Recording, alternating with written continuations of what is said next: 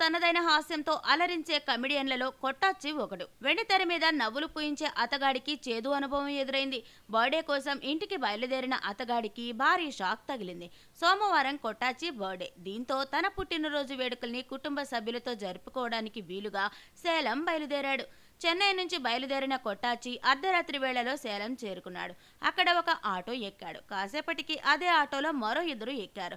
తర్వాత కొద్దిసేపటికే అతడిపై దాడి చేసిన వారు కొట్టాచి దగ్గరున్న బంగారు గొలుసును, 2500 క్యాష్ను, ఏటీఎం కార్డును బలవంతంగా తీసేసుకొని ఆటోలో నుంచి కిందకు తోసేసినట్లుగా చెబుతున్నారు.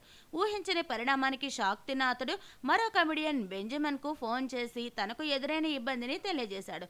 అనంతరం స్థానిక పోలీసులకు ఫిర్యాదు చేశారు.